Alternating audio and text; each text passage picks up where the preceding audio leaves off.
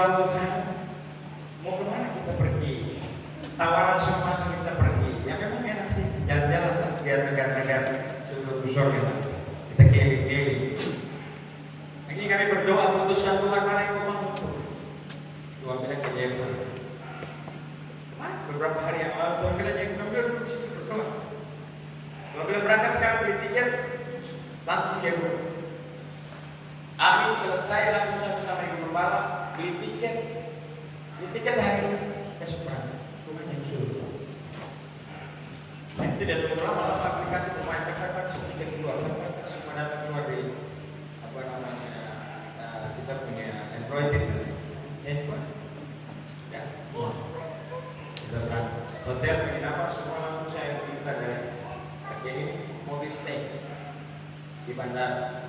Mereka kasih kunci saya pakai selama 3 hari itu saya taruh di bandara naik satu. Jadi kita bermain semua di alat berat ini.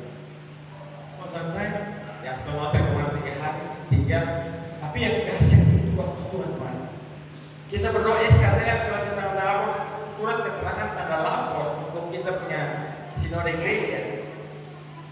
Ini sudah hampir berapa tahun, teman-teman mereka nggak bisa bergerak. Saya bilang mungkin belum waktu.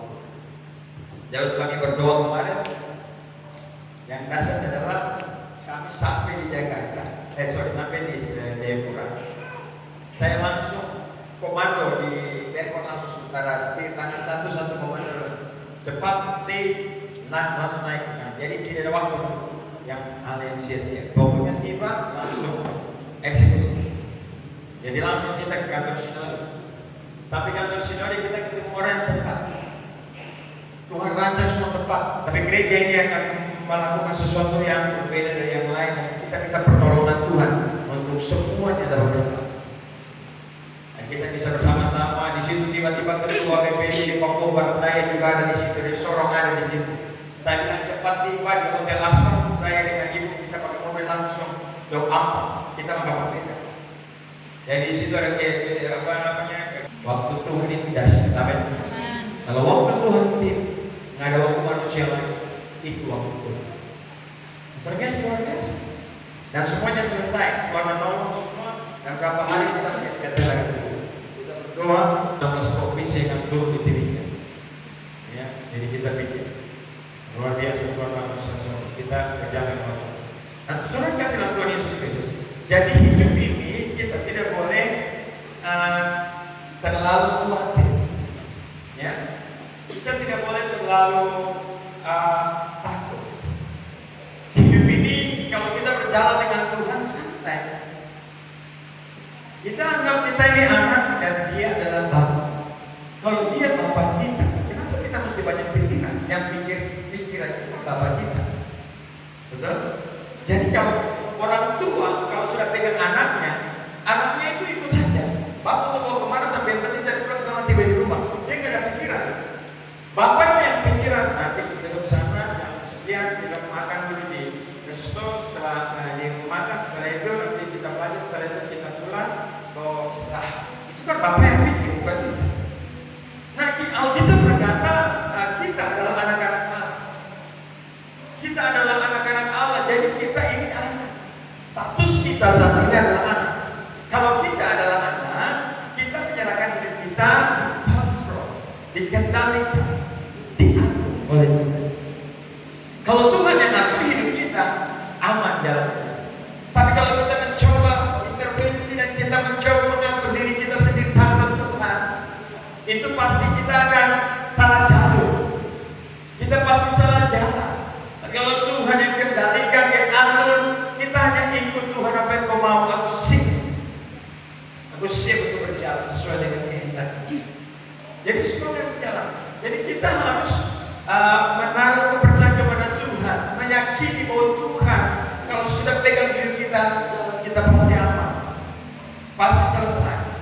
Jadi yang pertama adalah bagaimana kita harus terkoneksi. Orang-orang di Israel yang saya lihat, mereka sementara perang bom lagi kiri kanan, turun baca Alkitab. Orang Yahudi, mereka baca Alkitab, mereka baca Taurat, mereka baca.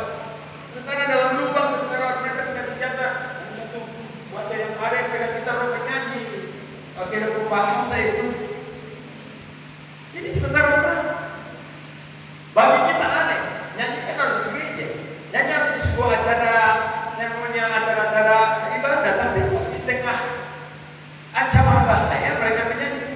sudah tradisi peperangan mereka. Seringkali Tuhan bilang, nanti aku yang berperang menggantikan kamu, kamu cuma diam saja. Diam artinya mereka menyerahkan hidup mereka dengan mereka bertindak dengan nyanyian penyembahan kepada Tuhan. Nanti Tuhan ambil alih. Kalau Tuhan yang ambil alih hidup kita, berarti tadi saya katakan kita pasti jadi pemenang. Tidak ada yang bisa kalahkan kita. Ya, waktu Tuhan uji tentara Gideon itu 32.000 orang. Tentara itu disaring sampai sisa 300 saja yang bisa pergi berperang. Yang lain gugur habis. Sedikit yang dipakai oleh Tuhan itu yang akan berkata luar biasa. Kita sedikit tapi bisa menang. Itu bukan karena kita.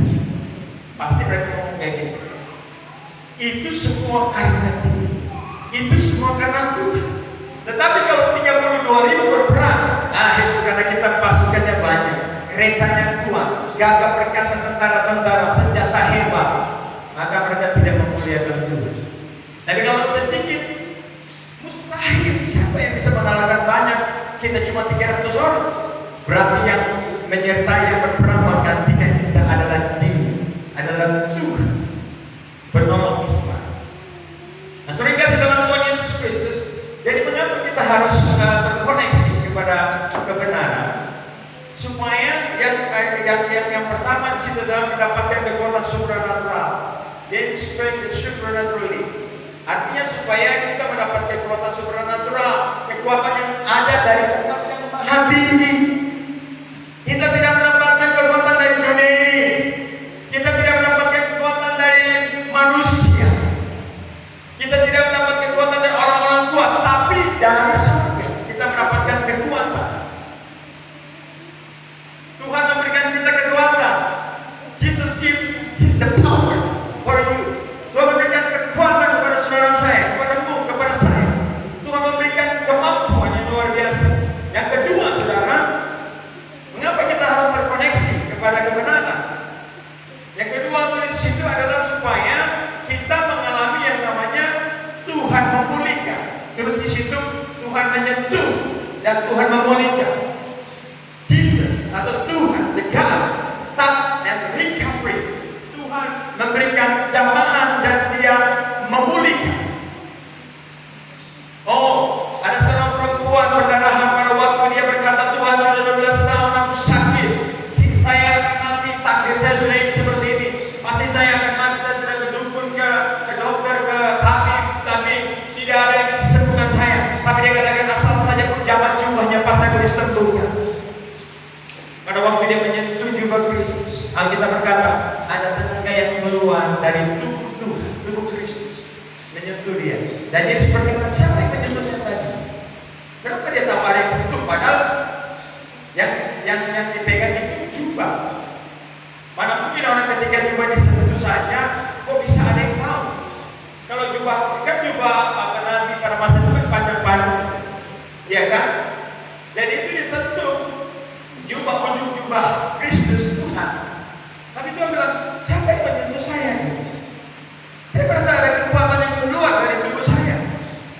Wow, luar biasa. Ada impartasi yang luar biasa. Ada kekuatan. Impartasi itu artinya, saya tulis di sini. Impartasi itu artinya, sabar ya, saya menulisnya. Yang impartasi itu adalah memberi dengan melimpah dari kedalaman diri seseorang. Memberi dengan melimpah dari kedalaman seseorang. Artinya kekuatan dari Tuhan itu ditransfer secara melimpah dari dalam tubuh Tuhan. Kristus itu ada kekuatan, ada power yang disupply, ada power. Ketika disentuh maka power itu datang pada kita. Kalau kita alirkan satu listrik, kita mesti terkoneksi kepada listrik super itu, maka aliran itu akan disupply. Kalau kita mau ada kekuatan, kita harus mengkoneksikan diri kita kepada surga, kepada Tuhan, maka dimensi dari kerajaan Tuhan itu, maka roh Tuhan itu, maka kemampuan, maka kekuatan hikmat pengetahuan itu akan ditransferkan kepada diri saudara. Kalau kau mendapatkan hikmat, pengetahuan, kepintaran, kepandaian, kau jangan takut dengan persaingan, kau dapat menyaingi situasi hari-hari ini. Mungkin ketika kau diperhadapkan dengan orang yang pintar, kau berkata, aduh saya nggak ada apa-apa. Terus saya punya sekolah cuma tahun sekian, ini orang pintar yang lebih hebat ada data. Tapi jangan takut, don't be afraid. Jangan takut sebab Tuhan akan memberikan hikmat kemampuan asal Anda berkoneksi itu dengan berkoneksi dengan Tuhan. Maka ada power yang lebih besar, ada kekuatan supernatural yang lebih besar akan datang atas hidupmu, akan membuat engkau mengalami sebuah hikmat, kekuatan, kemampuan yang luar biasa yang bisa menyaingi orang lain. Orang pintar belum tentu berhikmat. Seringkali saya ngomong gitu, tapi orang berhikmat sudah pasti pintar. Karena Alkitab berkata, permulaan hikmat adalah takut akan Tuhan. Kalau kita takut akan Tuhan, maka hikmat, pengetahuan, kembali kepada peraturan. Karena kita terkoneksi dengan Tuhan. Karena kita punya hubungan secara supernatural, maka Tuhan akan memberikan kita kemampuan di atas rata-rata. Wow. Tambah. Mungkin dia pintar, tapi belum tentu dia pintar. Mungkin dia hebat, tapi belum tentu dia punya kemampuan hikmat dari Tuhan. Tapi Tuhan akan memberikan hikmat, kemampuan kepada orang yang menyerahkan diri, yang terkoneksi dengan surga. Maka kita bisa bersaing. Ya, saya harap generasi yang menghabiskan waktu untuk hal yang sia-sia. Cuma koneksi. Kalau ada kursus-kursus yang online itu, bahasa Inggris mungkin. Ya apalagi khusus komputer atau khusus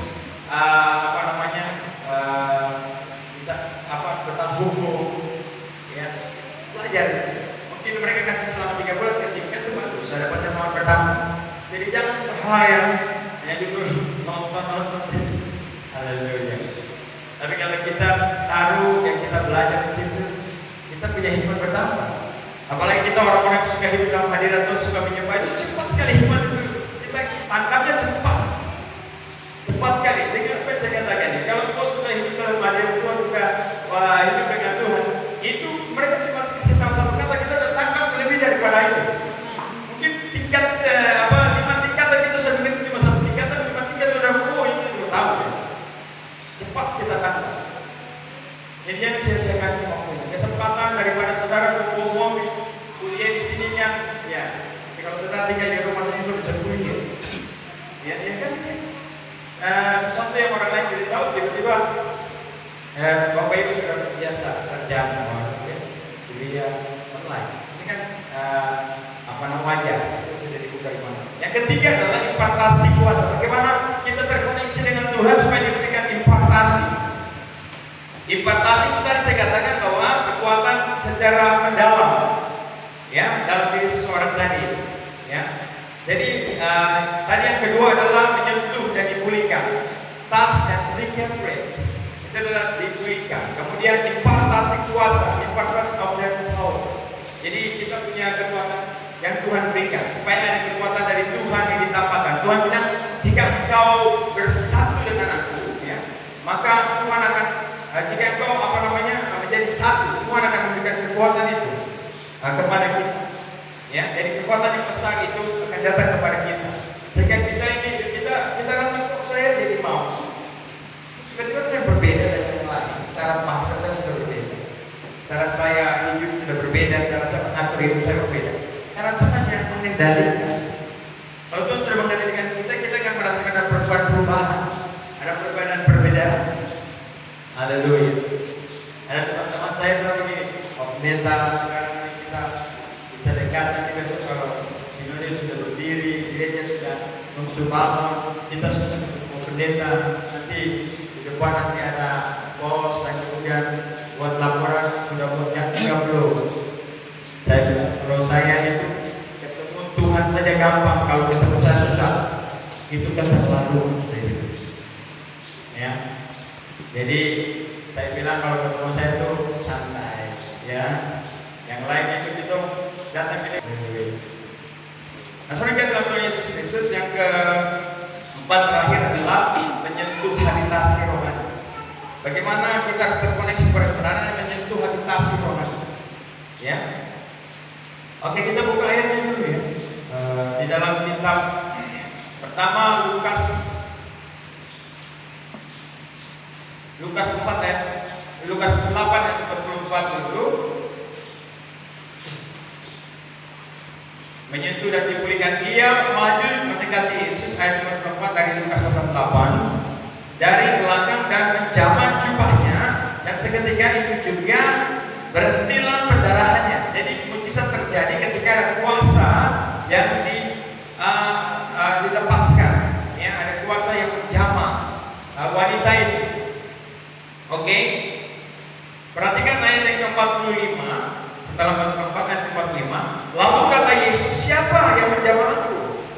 Dan karena tidak ada yang mengakuinya, berkatalah Petrus, Guru, orang banyak mengerumuni dan mendesak engkau. Jadi dia berpikir, karena mungkin orang banyak kan, jadi tidak tahu siapa. Tetapi seorang perempuan ini, dia sudah cukup lama sakit. Dan kemudian waktu dia menyentuh Kristus, ya, Tuhan memberikan kesembuhan, Tuhan memberikan mujizat, Tuhan memberikan urapan kepada perempuan itu, kepada wanita itu. Jadi disembuhkan oleh Tuhan. Perhatikan itu tadi beberapa yang saya sudah jabarkan. Yang kemudian selanjutnya Yohanes pasal 4 ayat 39. Yohanes 4 ayat 39. Perhatikan itu.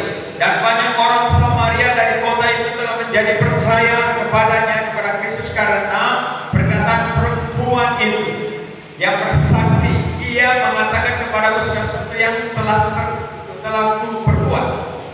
Ayat 40. Ketika orang-orang Samaria itu sampai kepada Yesus, mereka meminta kepadanya supaya tinggal pada mereka, dan ia pun tinggal di situ 2 hari lamanya. Ayat 41. Dan lebih banyak lagi orang menjadi percaya karena perkataannya. Ada seorang perempuan Samaria. Orang Samaria tidak bisa bersatu dengan orang Yahudi. Mereka tidak bisa bersatu.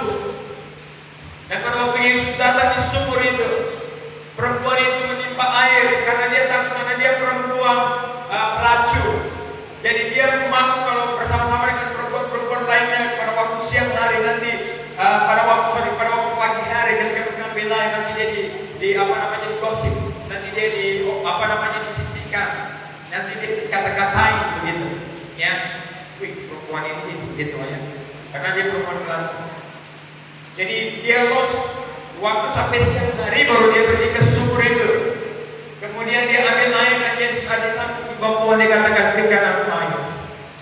Dia katakan, kita tidak bisa bersama-sama karena kita bukan satu bangsa, bukan satu suku. Kemudian perempuan itu mulai bercakap-cakap dengan Tuhan. Dia bilang, adakah engkau lebih besar daripada bapa kami Abraham? Yesus bilang sama dia, kalau kau percaya kepadaku, air yang akan kuberikan kepadamu, ketika kau minum pun tidak akan haus lagi, tapi air itu akan menjadi mata air di dalam hidup. Kemudian dia mulai berkata-kata, bagilah suamimu. Dia bilang, saya tidak punya suami, saya tahu kau punya 5 suami. Dan sekarang suami yang ada pada aku itu bukan suami, karena memang itu dari orang lain. Perempuan itu terkejut sekali, kalau saya tahu begitu. Kemudian dia katakan, ya memang betul, Yesus akan datang. Dan dia akan berkata-kata, dia akan menyelamatkan orang Israel, orang percaya. Kemudian perempuan itu, Yesus berkata begini, akulah dia yang kau katakan, akulah Yesus. Oh, di situ dia mulai percaya, dia ambil keputusan. Karena apa? Perempuan itu dekat sekali dengan area di mana Tuhan berada. Waktu Musa turun dari atas gunung, itu cahaya kemuliaan Tuhan sudah menyebar. Jadi pada waktu dia turun sampai ke bawah, orang nggak bisa lihat Tuhannya karena cahaya kemuliaan Tuhan terlalu dahsyat. Dia katakan, umat Israel katakan, Musa tutuplah wajahmu, kami tidak bisa lihat, nanti kami mati karena kemuliaan Tuhan itu dahsyat atas hidupku. Itu Musa, tapi ini Tuhan yang duduk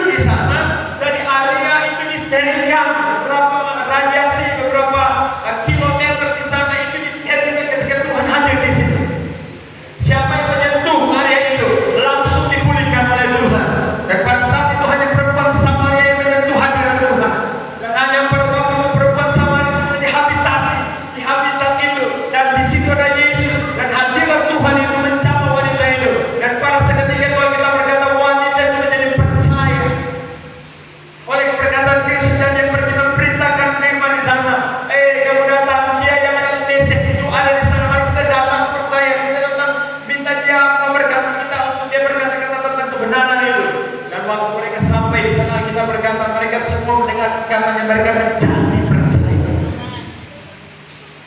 Jadi ketika kita ada yang Tuhan, Tuhan pasti jamah hidup kita. Jangan takut dengan persoalan, jangan takut dengan masalah, jangan takut dengan beban yang kau sedang alami. Kau cukup membawa dirimu ke gereja, kau cukup membawa dirimu kepada hadirat Tuhan, tempat di mana orang menyembah, tempat di mana orang berkumpul memuji menyembah. Itu adalah ada habitasi ilahi. Pada waktu kau hadir di situ, kau cukup menyerahkan hidupmu kepada Tuhan, maka Tuhan langsung detik itu juga, tidak sampai hitungan detik, Tuhan langsung jamah hidupmu.